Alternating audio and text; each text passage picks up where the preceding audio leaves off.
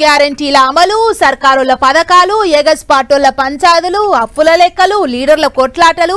విశ్వావసునామ సంవత్సరంలో కూడా తెలంగాణల రాజకీయం మస్తు కుత ఉడికట్టట్టే కనిపిస్తున్నది.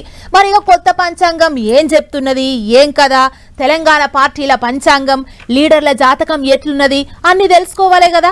పాండ్రి ఒకసారి అట్లా పోయి అందరు నడుచుకొని వద్దాం. ఈసారి గీట రవీంద్ర భారతిలో CM Revanth sir, deputy CM Bhatti sir, తతిమ లీడర్లంతా కూకొని అయ్యగారి చేత పంచాంగం చెప్పించుకున్నారు. మరిగ విశ్వావసునామ సంవత్సరంలో సర్కారోళ్ళు ఏం చేస్తారు, గ్రహాలు ఏమంటున్నాయట అంటే కొన్ని ఇబ్బందులు ఉంటాయి. ఎందుకంటే ఆకలి అయిన వాళ్ళు విపరీతంగా ఉంటారు. ఆకలి తీర్చటానికి సంచిలో బియ్యం కొద్దిగానే ఉంటాయి. ఈ కొద్ది బియ్యాన్ని ఇంతమందికి పంచటం ఎలా అనేటువంటిదే సునిశ్చితమైన బుద్ధితో ఆలోచించి పంచాల్సిన బాధ్యత గౌరవనీయులైనటువంటి ముఖ్యమంత్రి వర్యుల మీద ఉంటుంది. ఇది కాస్త వారికి వారి బుద్ధి కుశలతకు ఒక చక్కటి బ్రహ్మాండమైనటువంటి అవకాశం అని మీరు గ్రహించండి. ఖర్చు రూపాయి ఆమ్దాని ఆటానా అన్నట్టుంటది. అయినా సుత సీఎం సారు బండి బాగాయించి నడిపిస్తాడు, ఎవ్వలేం పికర్ చేసే అవసరం లేదన్నట్టు చెప్పుకొచ్చిండు అయ్యగారు. ఇంకేమన్నాడో చూడుర్రే. రాష్ట్రానికి రావలసినటువంటి డబ్బు రాకపోవడం అనేటువంటిది కొంత ఇబ్బంది పెడుతుంది. తృతీయ దశమాధిపతి అష్టమ స్థితి వల్ల పొరుగు రాష్ట్రాలతో నీళ్ల విషయంలో ఇంకో కొన్ని విషయాల్లో చిన్న పేచీలు అనేటువంటివి తప్పవు.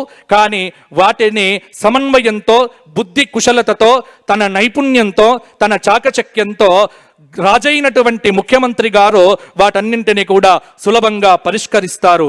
పక్క రాష్ట్రాలతోని పంచాదులు అవుతాయి అన్నట్టే చెప్పిండు. మరిగ చూడాలి ఎట్టెట్టయితుందో.